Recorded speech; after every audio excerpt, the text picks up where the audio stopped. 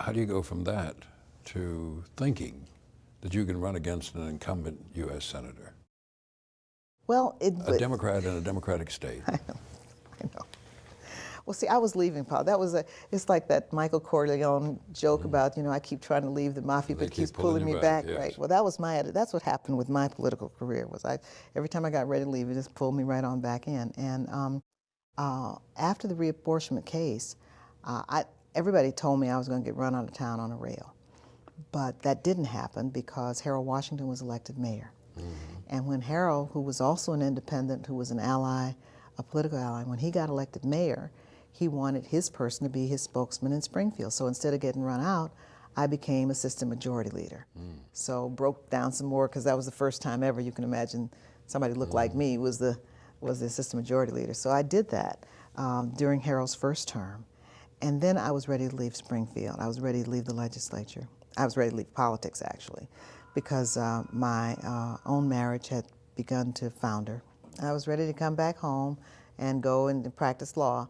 And I also had a set of experiences. I was another person that came at a pivotal time, a woman by the name of Caroline Craycraft, found me through Leon and Marion Dupre. Leon Dupre was a great independent activist in Chicago politics, and she signed me up for something called the European Communities Visitors Program.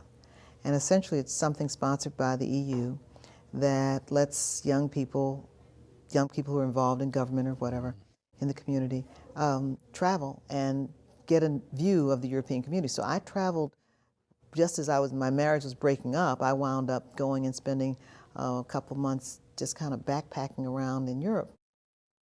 And so that had an impact, particularly later, in terms of my view and where I wound up, particularly with regard to the Senate. So anyway, and I came back ready to go into a private practice, but Harold prevailed upon. He said, no, you know, Bobby Rush, in fact, had a lot to do with this. Bobby said, you know, we don't want to lose you to politics. It's not time yet. Was he an alderman by then? Bobby was at the time, yes, he was. He was alderman, and I had known Bobby from the Panther days. In fact, Bobby and Fred Hampton. I knew Fred Hampton, one of my closest friends in those days. Christina May had to go underground as a Panther, and so you know we were all kind of generationally linked to each other, and so Bobby said, no, you can't leave, you can't leave, and so Harold had the idea of me standing for countywide office, and he said, you know, because there'd never been a black, there'd never been a woman, there'd never been a Hispanic, nobody. I mean, it had always been just kind of the old boys